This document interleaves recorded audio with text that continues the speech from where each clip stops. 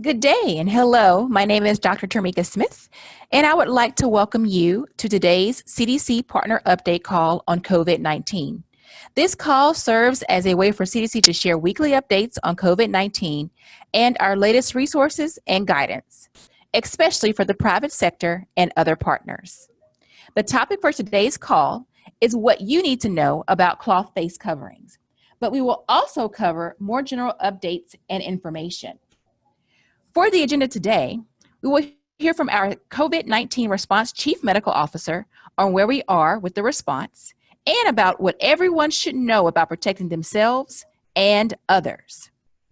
We'll then turn to our subject matter expert who will discuss CDC's considerations for wearing cloth face coverings. Afterwards, our speakers will take questions from the audience. Please note, this call is not intended for media. Media can direct their questions to media@cdc.gov. Again, that's media@cdc.gov. This call will be recorded and later posted on the CDC COVID-19 website, as well as on YouTube. All past partner calls can be found there, so please take some time to review and share prior recordings. If this is your first webinar with us, these weekly calls occur every Monday at 3 p.m. Eastern Standard Time. Please see the link on the slide to subscribe to our mailing list to receive future CDC COVID-19 Partner Update webinar invitations. Note, there are 2 listservs that support this call. So if you have missed an invitation over the last few weeks, please click the link provided to ensure you are on both listservs. I would like to remind all participants that the CDC website has the latest information, guidance, and communication resources.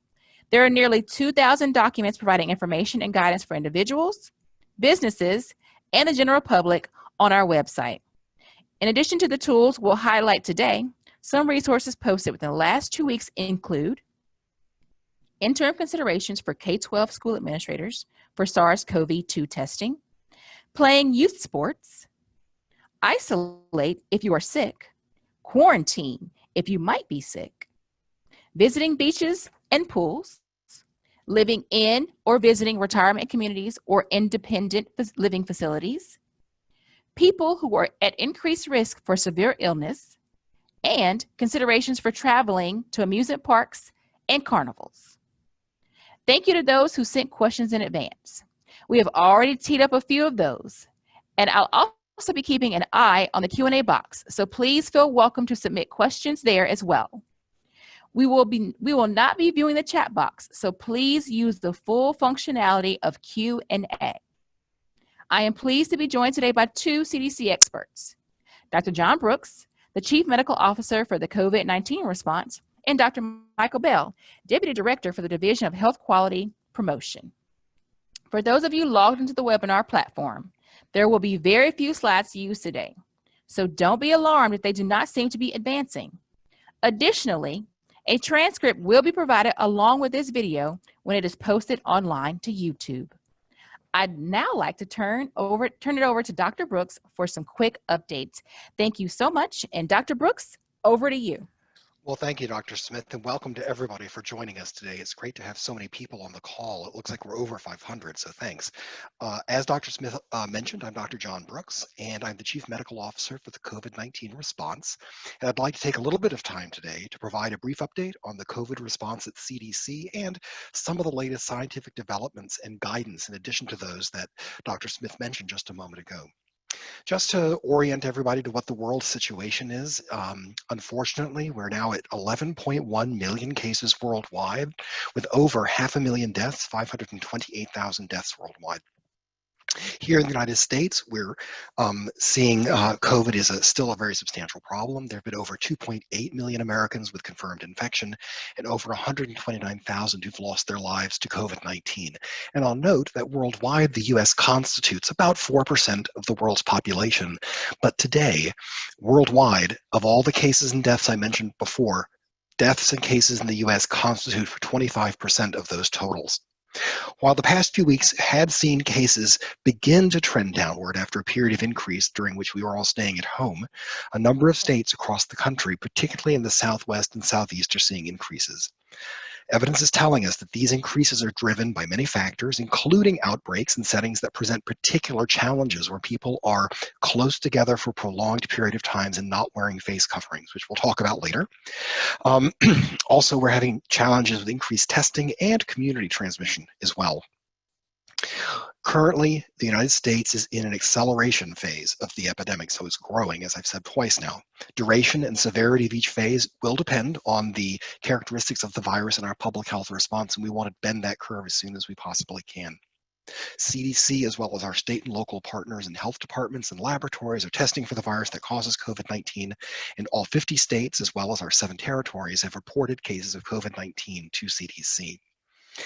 Cases have included imported cases from travelers, cases among close contacts of a known cause, as well as community-acquired cases where the source of infection is unknown. I encourage you, with all my colleagues at CDC, to please visit our COVID View website. It's cdc.gov. You can do cdc.gov and then look for COVID View. And this is where you can find a weekly summary, plus an interpretation of our key indicators that have been adapted to track COVID-19's pandemic in the US. I'd also want to discuss for just a moment now how important it is and what we can do to minimize stigma and misinformation. Stigma is the enemy of public health, and we intend to fight stigma by supporting people who are coming back to work after completing their quarantine or their isolation period if diagnosed with COVID. Someone who's completed their quarantine or met the requirements for discontinuing infection control procedures does not pose a risk of spreading COVID-19 to others. And very importantly, people of Asian descent, including Chinese Americans, are not more likely to get coronavirus than anyone else. Let people know that being of Asian descent does not increase the chance of getting COVID, and certainly these people are not the source of COVID for spreading it further among the American people. Viruses cannot target people from specific populations based on their ethnicities or racial background. People who have not been in contact with a person who is a confirmed or suspected case are not at greater risk of acquiring the new infection than others. Now, people who returned after more than 14 days ago. So let's say you were overseas in an area with widespread or ongoing transmission, and it's been 14 days since you have come back from that area, and you don't have any symptoms of coronavirus and are feeling fine, then you've completed the quarantine period, the period during which a person would be expected to develop illness, and you don't pose a risk to others. To help counter stigma, employees can do a couple of things. I think really importantly is maintaining privacy and confidentiality of those seeking healthcare and may be part of a contact investigation. It's difficult sometimes as an employer. You want to help all of your employees, and part of helping is to also making sure that people's confidential medical information isn't inadvertently disclosed to their colleagues. It's important for all of us to communicate the risk or lack of risk, actually in many cases, from associating with products, people, or places in a timely manner. We need to raise awareness of COVID-19 by showing empathy for people's concerns and fears. It's natural to be concerned and sometimes very frightened by this. In fact, for some people, it can be paralyzing. And if you know information and you can share that information about COVID, you can help them move forward. In fact, it's very important in particular to counter myths and rumors by sharing accurate information about how the virus spreads. And if we have time and there are any questions on that topic, myself and Dr. Bell would be more than pleased to talk to you about that.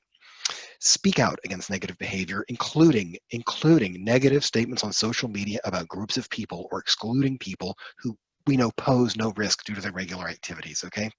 And share with others the need for all of us to socially support one another, and particularly for people who've experienced stigma or who've returned from an area of ongoing spread, they can be very effective communicators. I want to give a little bit of a scientific and medical update before I turn it over to Dr. Bell and cover a couple of things that I think you might be interested to know. First, a new CDC survey, which you might have heard of, showed that at least 10 times more Americans, and that's at least 10 times more Americans, have been infected with the virus that causes COVID than the number of reported cases. So it's this iceberg effect. That means that this number potentially reflects people who were never tested because they didn't have symptoms. They had very mild symptoms, or they may have been ill but they chose not to seek medical care, couldn't get medical care, or they sought medical care, but they never got tested. So that ratio of 1 to 10, for every person who gets diagnosed, that means that there are at least 10 people who we think have been infected, but for one reason or another didn't make it to testing so they could be counted that way. These surveys look for antibodies to the virus in leftover blood samples from diagnostic tests, such as cholesterol tests and other places where blood is being collected. And while the people while the people whose blood samples were tested may not be completely representative of the general US population, they're pretty close. And these results indicate that many more people may have been infected with the virus at some time point since the beginning of the pandemic, more than our official case count numbers are showing, because we can only see the people who get tested for COVID. CDC has also updated who we believe is now at increased risk for more severe illness from COVID-19 and at greater risk of dying. Age and underlying medical conditions remain key determining factors, but there have been some shifts. First of all, we no longer say that the risk is greatest for people over age 65. For those of us who have turned 65 or are getting close to it, there's nothing magic happens the day you wake up after your birthday and you're 65 in one day. It's really age as a continuum, and risk starts to begin increasing with people in their middle adult years and then up steadily into the 8th and 9th decade. And the older you are, the greater the risk. In addition, the more underlying medical conditions a person has, the higher their risk. So having one condition raises your risk, but having more than one increases, and with each one you add, the risk increases even more. We're always concerned about pregnancy because it's a particularly vulnerable population, and there are some data that pregnant people might be at somewhat increased risk for severe illness. I think that's still a little controversial, but it merits paying attention to, and I think we should consider that for those of us who encounter pregnant people. And in light of these days, it's clear that a substantial number of Americans are at increased risk of severe illness, highlighting the importance of continuing to follow preventive measures so you don't have to worry about what could happen if you got sick. Summer's here, and summer means beaches for many people. And while others try to beat the heat and the odds through, while others try, the beach means a lot for some people. I'm going to come back to this. Summer means beaches. A lot of people are going to the beach, but others are trying to beat the heat with air conditioning and beat the odds through gaming and casinos. Everything we do has some risk associated with it.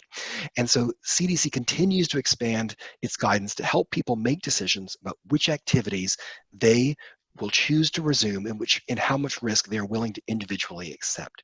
And we now offer considerations tailored for beach managers, casino and gaming operators to help protect staff, visitors, and customers, and of course as well to slow the spread of the virus that's causing COVID-19.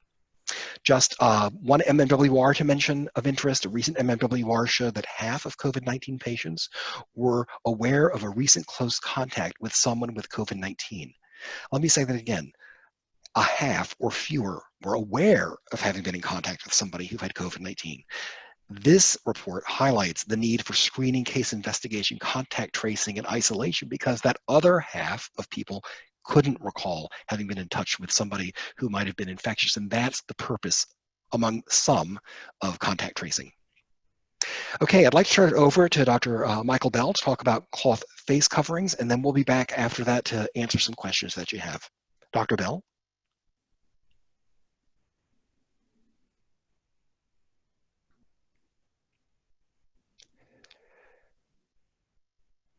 Hey, Dr. Bell. I think you might be on mute.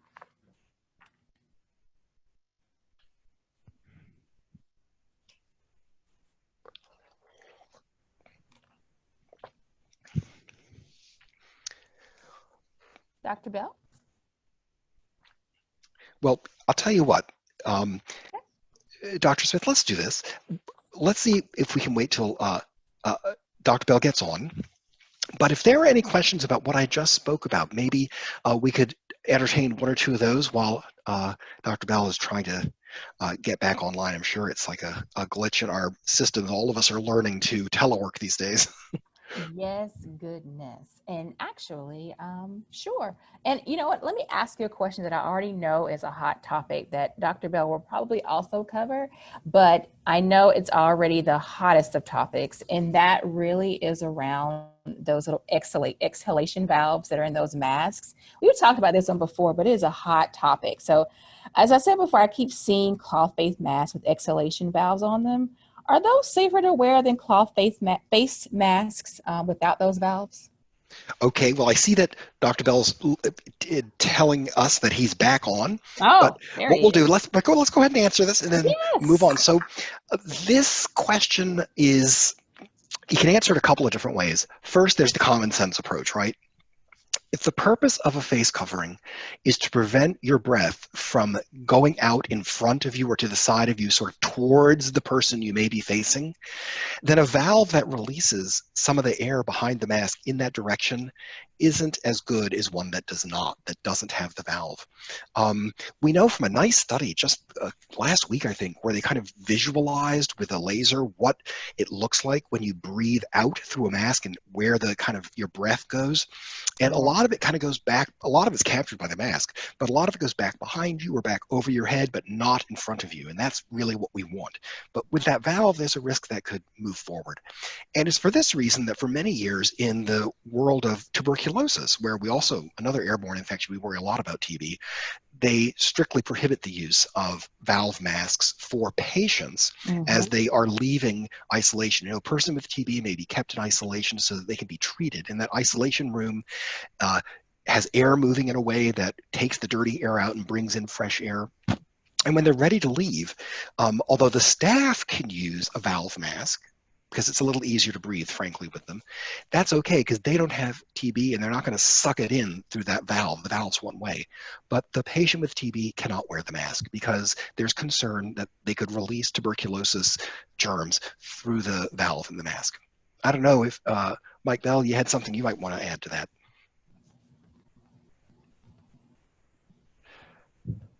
Dr. Bell? But we can't hear you yet. I see you feverishly pushing unmute. It's okay. I know you're coming. How about now? Fabulous! Oh, there you go. Yay, success. Okay. Dr. Bell. Hooray. So here I am. I am so sorry, everybody. Well, so Dr. Brooks, thank you. And yes, just to wrap up that one question, the exhalation valve on respirators acts like a rifle barrel. And so it shoots air that you're breathing out directly at what you're facing, and that's exactly what we don't want. And I'll tell you why in just a second. Okay, I like that. Now I'm going to use that, okay? That's intense. Okay. It's visual, right? Well, so hello, everybody. This is Mike Bell. I'm CDC's, I'm the Deputy Director of CDC's Division of Healthcare Quality Promotion. And today I'm going to be discussing cloth face coverings that are recommended for use in public places. I'm going to be talking about what they are, why they're necessary, and who should wear them and when, as well as a few special considerations related to face coverings. So the cloth face coverings that we're talking about are simple barriers. They're designed to contain respiratory droplets, or that is, to keep people who are wearing the covering from breathing out infectious droplets. That's something that we also call source control. This is in contrast to surgical masks and N95 respirators that are considered protected equipment. These are occupational tools, work tools, that are intended to be used by healthcare personnel in order to protect the personnel while they're providing care for patients that might be contagious. So N95s and surgical masks protect the wearer. The cloth face coverings that we're talking about are to keep the person wearing the cloth cover from breathing out onto other people. So it's to protect the people around the wearer. This is important because with many respiratory infections, we generally expect people not to be infectious until they start having symptoms like coughing or sneezing. Unfortunately, we've learned that with COVID-19, there can be infections without any symptoms. And still, that person who's infected will be releasing virus that can spread to others. We're also seeing that many people who go on to have symptoms start releasing virus before they realize they're sick. This is why having everyone use a cloth face covering when they're in public is so important. COVID-19 spreads mainly by respiratory droplets that are produced when we talk, cough, sneeze, or raise our voices like shouting or singing. We've seen a couple of examples now of extremely efficient spread of COVID-19 related to choir practice. It's a perfect situation where a lot of people are generating a lot of respiratory droplets in an indoor space. Those droplets cause an infection when they land in someone's mouth, nose, or eyes. They can also cause an infection if they're inhaled into the lungs by somebody nearby. Now, I say nearby because there's not any evidence right now that COVID-19 spreads over long distances like tuberculosis or measles does. But at near range, within a few feet, you could conceivably inhale what people are breathing out and get an infection that way. We do have increasing evidence today that source control, the wearing of a cloth cover, is an effective measure for COVID-19. We have both clinical and laboratory studies that show us that having a simple cloth barrier over your nose and mouth greatly reduces the amount of respiratory droplets that you produce when you speak. It also reduces the distance that those droplets are able to go if they do get out. So you're less likely to be an efficient transmitter to the people around you. For that reason, we recommend that you use a cloth face covering anytime you're in a public setting when you're around other people outside of your own household. Obviously, if you're only around the people that you share a home with and you're in close contact with all the time, adding a cloth cover when you go out to protect them doesn't make any sense. You're already sharing space and air and so on. But if you're in a situation where you might encounter somebody who's not part of your household, that is a public setting, that's when we would say that you should be wearing a cloth face cover, ideally the entire time. We recommend cloth covers for anybody who's older than 2 years old. And we don't think anyone under 2 can reliably wear one. The other group of people that we don't think should wear a cloth face covering are people who have lung conditions like emphysema or heart disease that makes breathing difficult. For those people, it would be better to stay home and avoid gatherings and social settings where you might spread infection to other people. Of course, it should go without saying, but we'll say it anyways, we don't want you to put a face cover on anybody who's unconscious, incapacitated, or can't take the face cover off by themselves if they start having trouble breathing. That would be dangerous. Likewise, it should go without saying, but we'll say it anyways, if you're sick with respiratory symptoms that could be COVID-19, you shouldn't be going out in public. You should stay home except to get medical care and stay as much as possible in a room by yourself, away from other people and animals in your home. You should keep your face cover on in your home anytime you're with other people, and you should most certainly have a face covering on before and during any trips to go for a medical care visit. Now, a few special considerations related to face coverings. I think it's important to realize that while the vast majority of the general public can and should wear a face covering, there are some people who, for physical or mental health issues, are unable to do so. And for those individuals, a discussion with your healthcare provider and a plan to keep you safe and to keep you from infecting other people should be tailored to your medical and mental health needs. We don't want a face covering to make you less healthy than you already are. So work closely with your healthcare provider to figure out the best fit for you. Another group of individuals for whom special considerations are needed are those who are hearing impaired. For those individuals, it's not so much about the cloth covering that they're wearing, but the reality that people around them, if they rely on lip reading for communication, it would not be able to show their mouths as they speak, and therefore communication can be hampered. There may be some options for partially transparent face coverings that could help. Other options, such as closed captioning and ways to improve communication for the hearing impaired, should be implemented to overcome that challenge. There are individuals who may have developmental or neurologic conditions that make it very difficult for them to use a cloth face covering. And there again, working closely with their primary care provider is essential to make sure that the best options can be identified for them. Lastly, let's talk a little bit about kids, and then we'll say a word about workplaces.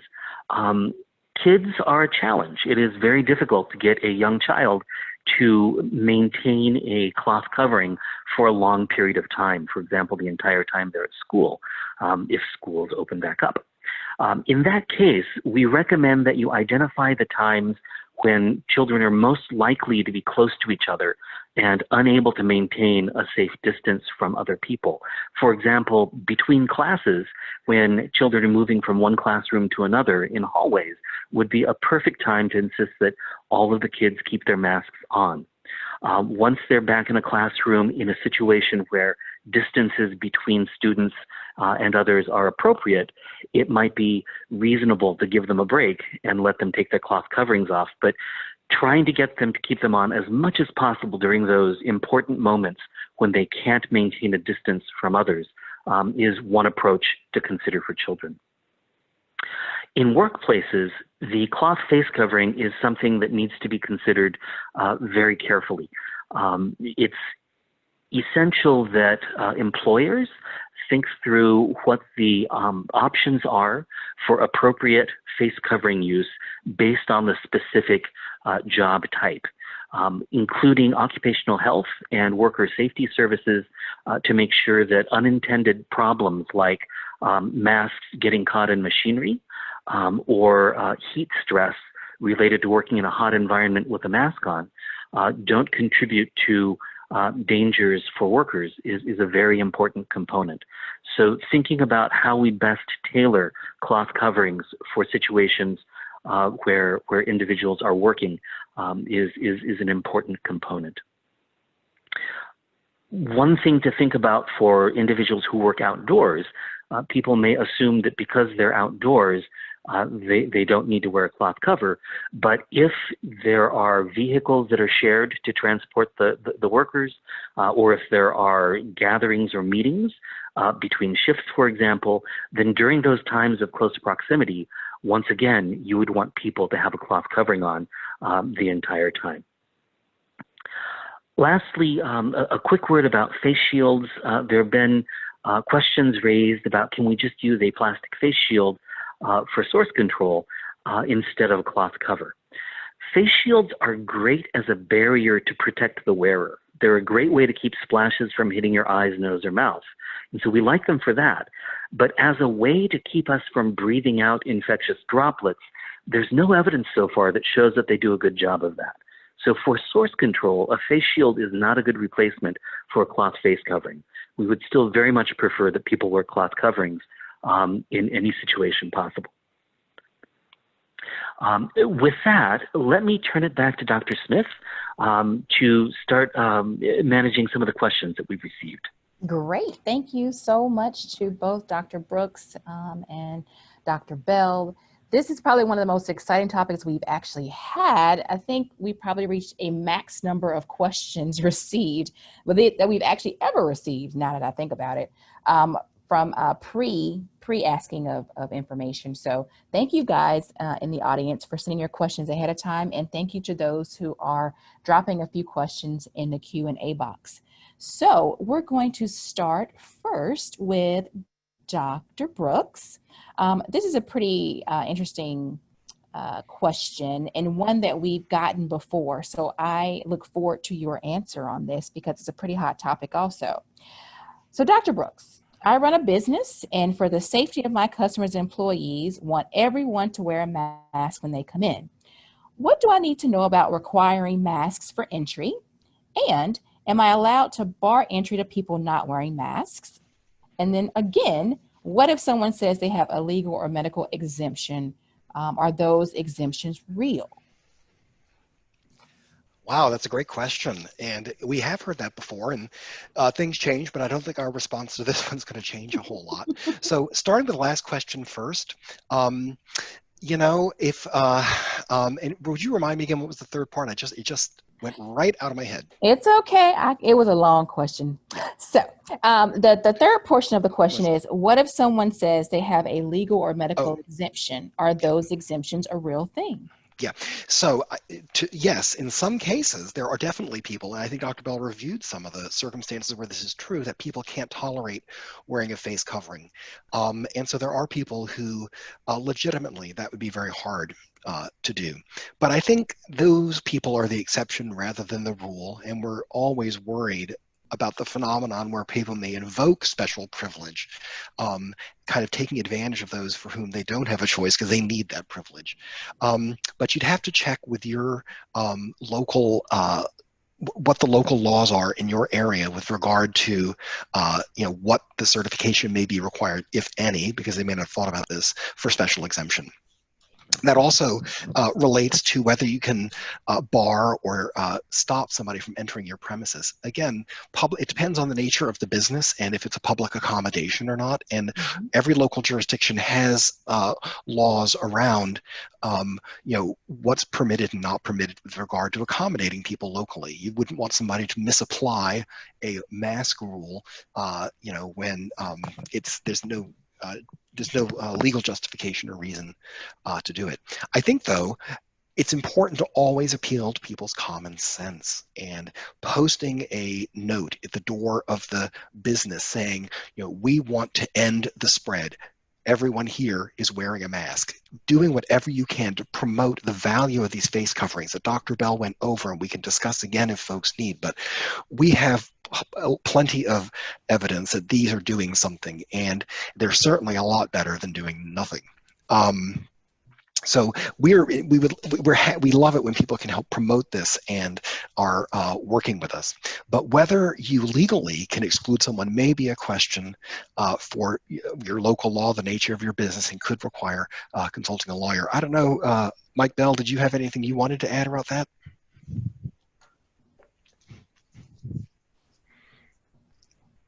And the mute button's in the bottom left.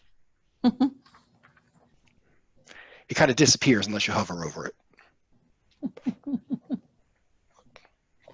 Oh, we can always loop back around, Yeah. Dr. Bell.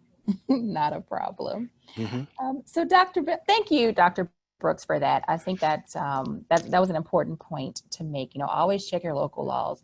But again, just a strong encouragement for those to wear masks who are entering businesses. It helps everybody. Can I just say one more thing? We have on our website, if you look, and maybe you all can send it out as a link, we've got materials that you can print out, like posters and handouts and things explaining why we all need to wear face coverings. And I think those are sometimes very helpful to have, as well as I think we've got one, unless it's moved, on how to wear a mask properly. I just want to put a plug in for, masks only work as well as you use them. Right. Putting it so it's under your nose or hanging off your ear or you're covering your eyes, which I have seen.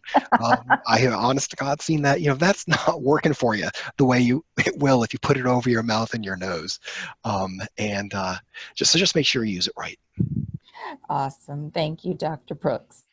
Dr. Bell, a question for you.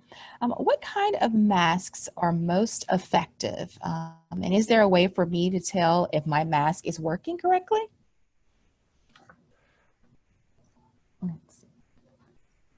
Were you able to work with your mute button? Okay, we'll come back to you, Dr. Hello, can you hear me now? Oh, Yay! there you go. Yay! Oh, good. So any sort of mask, any sort of face covering made of fabric is fine, as long as it covers your nose and mouth. Obviously, you don't want something that has, great big holes in it, but a couple layers of cotton blend type fabric would be just fine. I think that the way to tell if it's working is really just, are you covering your nose and mouth completely? There are often questions about things like the fit over the bridge of the nose. I think you need to deal with comfort-related issues, so that, for example, you're not fogging up your glasses like I do. But aside from that, having the cloth right over your nose and mouth in a way that blocks any exhalation, but doesn't keep you from breathing comfortably is what you're after. Perfect. Thank you. I've got another question for you, Dr. Bell. The writer said, I have a disability where it is difficult for me to breathe, and wearing a cloth face mask poses additional challenges. What should I do to protect myself? That's a great question. And it's a great question because of that last piece. Remember, you're not wearing a cloth cover to protect yourself.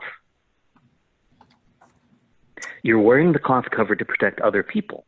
And so if you're unable to wear one, realize that that means you have to be very, very careful about maintaining an appropriate distance between you and everyone else that you might accidentally infect.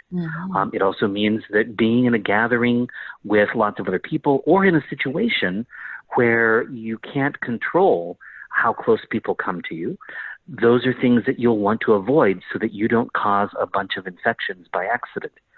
Your own protection really relies on other people wearing their cloth covers. It also is a reason to be thinking a lot about, how you can remain home as much as possible and avoid exposure to crowded settings. Yes, great. It's always going back to the original statement of I wear one for you, you wear one for me. So let's all get those cloth face coverings on our faces, covering our nose and mouth. Okay, Dr. Brooks, over to you. The writer said, I see lots of masks on the market that come with carbon and HEPA filters. Can you explain how those work, and are these filters effective? Well, I'll confess, I'm not an engineer, but these kinds of things, in other circumstances can help filter air that's moving through them and remove particles. But I really want to come back to what Dr. Bell said, which was you got to find the one that fits and is comfortable that you can use. And certainly adding a little extra filtration may make you feel a little bit better, may have some benefit. But if it's at the expense of you having, expense of you having a hard time breathing through it, I think you're better off using a mask without one than forcing yourself to use one with one that you might not use the right way. Perfect point. Dr. Bell, anything to add on that? Well, I'll just say that, the cloth coverings that we're talking about, as I said before, are simple barriers. They're there to block the sprays and droplets that you're producing when you speak. They're not necessarily intended to be filters. A filter means you need to breathe through the material in order to have benefit. That's why N95 respirators have to be fitted so tightly against your face so that there's no leakage around the edges. That makes sure that you're breathing in and out through the filter material. It's also what makes it, like Dr. Brooks said, very difficult to breathe through. For a cloth face covering, we're talking about a simple barrier that just needs to sit comfortably over your nose and mouth, right up against your face, but you don't have to do all of your breathing through the material. That is perfect. Thank you so much, Dr. Bell. So this question is also a question for me. It came in from one of our listeners, but it says, if I'm exercising, do I need to wear a cloth face covering? I know I like to tend to go running in the afternoon or early in the morning, and or possibly just kind of get out and do some exercising overall. Do I actually need to wear a face covering? So I'll shoot it over first to Dr. Brooks, and then Dr. Bell, please fill in as you like. Yeah, I think sometimes people may have the impression that we're talking about wearing face coverings all the time outside the house. And that's not what we're talking about. I think, as Dr. Bell mentioned, it's really when you're in those circumstances where you're going to come in close contact with somebody else, or you can't avoid those persons coming in close contact with you. It's true, as Dr. Bell also said during his points, that when you're exercising or doing other work that causes you to breathe hard, you're producing more respiratory particles. But really, the good news in your favor here is that if you're outdoors, dilution is the solution to pollution. The more fresh air that's out there, the more that what you're breathing out is being diluted and becoming less and less of a risk to other people. And I think as long as you're jogging and there are not a lot of people around you, you probably are okay going without a face covering. That's alone in a place where no one's going to be around you. But if you're on a track outdoors and there are lots of other people running on the track with you, that's definitely a circumstance where you'd want to consider wearing a cloth face covering. Dr. Bell? Yeah, I agree. I think in addition to what Dr. Brooks just said, if you are exercising indoors in a place where other people are, then you definitely want to keep your cover on. I will share that, I do a 4-mile walk in my neighborhood most mornings, and it is humid and hot in Atlanta. But I keep my mask on mainly because I don't want to take the chance of going around the corner and coming face to face with one of my neighbors. And so as a courtesy to them, I keep it on, even though it does get a little bit sweaty. Yeah, I think that's a really good point. You definitely should have it on you, so that if you don't have it on already, that if you see somebody, if you see that encounter coming, you can get it on quickly. Yep. Perfect. And that's really funny, Dr. Bell, because that was the next question I was going to ask you. With it being summertime, it is super hot, super humid. We're in Atlanta, Georgia. Oh my gosh. You know how that is. So, face coverings will get damp very fast. And so the question that we've often gotten was, does that make the face covering less effective? But I really like your idea of, you still get that face covering on. Yes, it doesn't change the effectiveness of the face covering. So having it be a little bit damp and humid from breathing is okay. You can still wear it. You shouldn't wear it if it's uncomfortable or makes it difficult for you to breathe. Right, like we said before, if it's causing you distress, then you need to get away from other people, ideally go home, and take it off. Similarly, you do need to maintain it.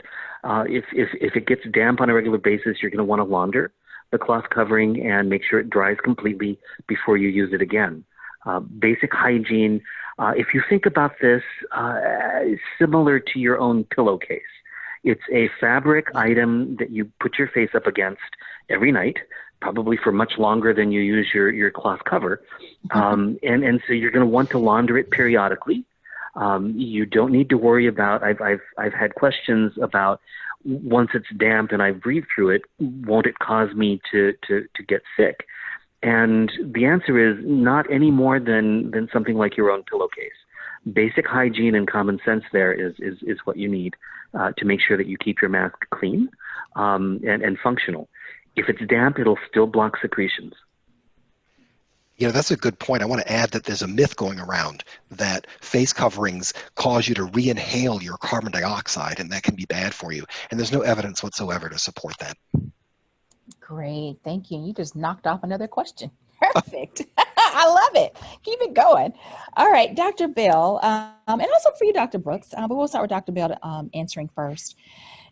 This is a problem I think many people run into and really would need some really, sage advice if you have any. What should I do if I'm in a room with someone who doesn't want to wear a mask?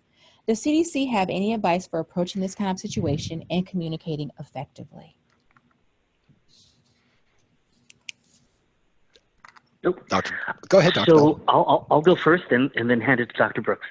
I think that your first and most controllable option is to simply move away from the person. That is something that you generally have control over in most circumstances. If for some reason you don't, or if the person continues to come closer to you, I think it's very reasonable to express that you're a bit concerned and would prefer that they either have a cloth covering on or maintain a distance like CDC recommends. I think you can point the finger at CDC and say that we recommend it, and therefore you're asking that this person do that as opposed to try and be bossy at them. But I do think that anyone who is uncomfortable because somebody who is not wearing a cover that is not part of the household is coming close to them deserves to be able to speak up and express that concern. Like I said, though, the most efficient thing may well be not to get into an argument, but simply to move away from that person. So, for example, if you're headed towards the eggs at the grocery store and there are people there without masks on and you're uncomfortable, maybe do some vegetable shopping first and then come back to the eggs later.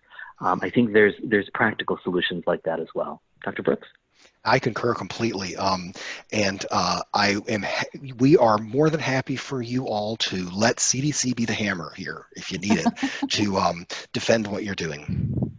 Perfect. That's right. Blame CDC. We'll take the blame for that one. This is one we don't mind taking the blame for. Right. Dr. Brooks, one question for you. So after contracting COVID-19 and experiencing acute illness, how long does an individual remain contagious? And what is the time frame for continuing to shed the virus? Okay, great question. So we know a lot more now in the 6 months since COVID first sort of hit the scene back in late December and January. And this is what we know. We have a couple of studies now that have looked at how long can you recover live virus from the respiratory secretions of a person who's infected. And there now are at least 6 studies which show that it's very hard to culture live virus from the respiratory specimens of sick people more than 10 days after they've been ill. So more than 10 days after their first symptom came on, whatever that might have been. It may not have been a cough or a fever. It might have been they lost their smell, or they had a bad headache, or they felt achy, but then it turned into COVID. So you start counting from that first day. Now, in people, that's for most people. For people who have been really sick, and I mean sick like they're in the hospital requiring oxygen, they may be there for a couple of weeks, very severely or critically ill, it may take up to 20 days for those people to stop shedding live virus, but usually they're already in the hospital for such a long time that they're not going to be leaving before they reach that time point when they're that sick. Then, what we've noticed is something really unusual and kind of a little unexpected, which is if you keep testing the person to see if viral RNA is there, some people can keep having a positive specimen. That PCR test is the one we use for diagnosis, and it looks for the presence of the genetic material in the virus. And we're not quite sure yet why this is happening, but after people don't have live virus anymore coming out of their body, we can still pick up the DNA that probably represents dead virus, and it's part of their recovery, that they're continuing to shed these virus particles as part of getting well. How long can that go on? Right now, the record is 83 days, although I was saying to somebody, I heard of a case that might be 91 days today. So it can go on for up to 3 months, although most people, it stops. If not at the time you start to feel better, then within about a month and a half. Perfect. Thank you, Dr. Brooks. Dr. Bell, I'm going to hop over to some late breaking questions, if you don't mind. Question for you, Dr. Bell. I have been wondering about making masks with antiviral materials. Is that possible? Also, what about weaving certain metals into the cloth mask? Could that make the mask more effective against virus? That is a great question. So there are antiviral products, and there are certainly metals like silver and copper that are shown to inactivate viruses. There's nothing wrong with doing that as long as those treatments don't create problems for the person wearing the cover.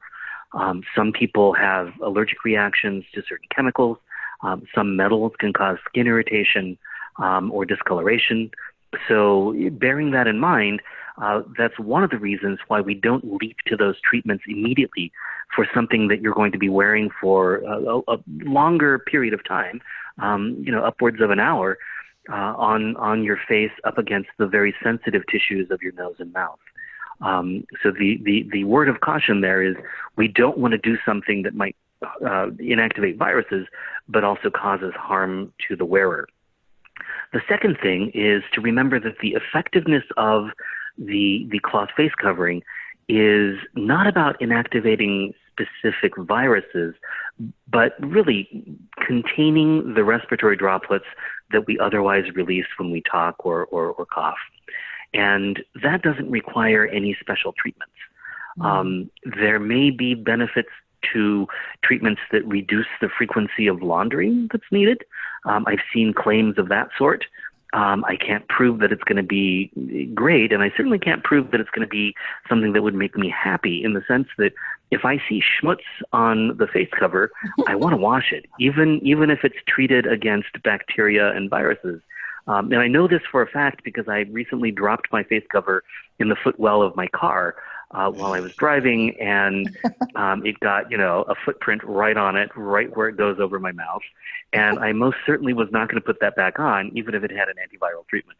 So, realizing that it makes sense when you first hear about it, but it may not be the most practical solution. And then finally, I worry about cost increases. When we add things like that, what is really a very humble, inexpensive, very accessible piece of equipment starts to get more and more expensive. And I don't think we really need to do that. Yeah, I just want to add, I think that's probably one of the best points to make, that this is a low-tech, potent solution that, is available to everybody. But, Dr. Bell, I did want to ask one thing. What if you mentioned there is this phenomenon we're seeing called maskne, sort of acne from wearing your mask, that's getting some play. And I'm just wondering, is there anything wrong with lining your mask with a material like silk or something that may be more comfortable to have it up against your face? Oh, I think that's a great point. So I know nothing about which materials are more likely to prevent maskne. I am not a dermatologist. I'm an infectious disease doc. But what I can tell you is that any fabric combination, whether it's silk or cotton or synthetics, that feels good against your face and blocks the droplets that you're breathing, will be fine. Ideally, it's something that is launderable, so that you can pop it in the washing machine and then dry it in a nice hot dryer to sanitize it between uses. But as long as it meets those criteria, I would find the fabric combination that is most protective of your own skin. Perfect, guys. Breathable, launderable, and comfortable. All the ables that you need for your masks. Dr. Brooks, a question for you. And this is one of those late-breaking virus questions. Can you address the latest concerns by some scientists that say COVID-19 is lingering in the air, airborne, and how masks can protect, or how cloth face coverings can protect and prevent the spread of this? Yeah, that's a great question. I think sometimes people have the impression, and I look forward to Dr. Bell opining, because he made some great points about this. We're really worried about those droplets, those respiratory droplets that occur in the 6 foot or so zone where you're maybe in close contact with someone. We have many years of experience with other respiratory infections, and we're learning with this one as well, that that's a critical amount of space. Now, there's nothing particularly magical about exactly 6 feet. Some people it may be 6.5 feet, other people it may be 5.5 feet, but just 6 feet is kind of a rule of thumb. When we're speaking and vocalizing, there are particles of many sizes that will come out of our mouth. And there's some recent research that does show that some of them are in that very small particle size, the size called aerosol size droplets that are real small, like down to something called 5 microns or less. And yeah, those can float around in the air for some time, because that's just the way they're made, and they end up suspending that way. And in a very controlled laboratory experiment, which I just want to caution is not the real world necessarily, sure, if I spike that sample with a lot of virus, maybe I can keep culturing the virus out of those little particles for a couple of hours. I want to say, though, that doing that during the entire period of time that particle's floating there, the number of infectious particles of virus in that droplet are getting smaller and smaller and smaller. Epidemiologically, despite the fact that this is a possibility, we got to put together what is possible versus what we observe epidemiologically. And epidemiologically, we just haven't seen compelling evidence that transmission of aerosols that are airborne and travel over long distances are responsible for infecting people in a meaningful number of people. I think, as Dr. Bell alluded, we haven't seen people who are infected standing way across the room from someone. Or let's say somebody who's been infectious person who may have been temporarily in a closed or tight space left, and then people pass through that space, like an elevator. Or air handling systems, where I'm in an office space and there's an office next door to me. Our doors are closed, but the air handling system may be carrying the air from one room to another. We haven't seen transmission happen that way. And as we're getting to 11 million infections worldwide, it's hard for me to imagine that somebody wouldn't have documented a transmission like that.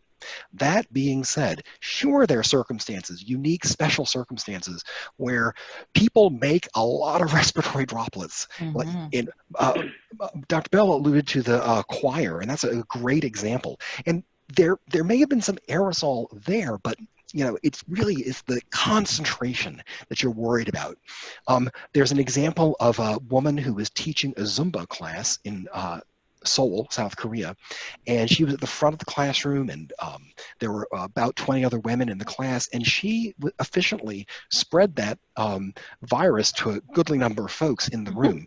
But the point here is that they were all working full court press on 8 cylinders. I don't know if you've done Zumba, but it was like 50 minutes of respiratory hell. I mean, they were really pumping out the respiratory droplets, okay? And there's another really interesting story I just read, comes from Slovenia, where 2 men were playing a squash game together. For those of you who don't know, squash is like you get together with little rackets and a little ball in a little room. It's kind of really little and tight. And there wasn't a lot of ventilation in there, and they're bashing this ball around for 50 minutes. And really, you do that to build a big sweat. In fact, part of what people like about squash is they get hot and sweaty and it feels really good. Well, that you're leaving behind a room full of respiratory droplets. And these guys left the room, and they have doors that seal nice and tight shut because the ball has to be able to bounce off a flat door without a crease. Then another couple of guys come in there, and guess what? Turns out of the 2 guys that played before them, one of those players spiked a fever an hour later. He was just becoming sick, and that's when we know people are most infectious too, just before they get sick and just after they develop symptoms. And both people who played in the room after him for an hour got sick. And I mean, I wasn't particularly surprised. People are like, oh, this is horrible. I'm like, well, when you really push the limit, you can maybe make it happen. The good news here is that ventilation's your best friend, and I think I said this before. Diluting the air, stepping up the air circulation in a closed building, opening doors and windows to the extent you can. Eating out, if you go to a restaurant, eat on the terrace, not inside. Be outdoors where fresh air can dilute and reduce your potential exposure to these particles. That's really going to be your best friend. Perfect. Thank you. Thank you so much, Dr. Brooks. Well, everyone. And if I can add just very please, quickly, Dr. Bell. Yes, go on. On the subject of the airborne piece, it's important to remember that when we generate droplets by speaking or coughing or what have you, they get smaller the further away they get from us. And there are good studies showing that if you can trap them close to the source, then you don't generate as many small particles that could be inhaled further away. And that gets us back to the importance of source control and using a cloth face cover. By trapping all of those droplets right where they're made, we're producing far fewer of these potentially inhalable small particles. Yeah, that's an excellent point. There's a really beautiful demonstration of that in a recent publication where they use this. Did I say this before? They use this green light to illuminate what your breath looks like. Yeah. And so they looked at, putting on like quilted cotton fabric or other kinds of fabrics. And, without one, what's coming out of your mouth goes a couple feet. But with one of these, even the small particles are being held back and kept close to you so they don't go that long distance that Dr. Bell's talking about. Great. Thank you for pointing that out.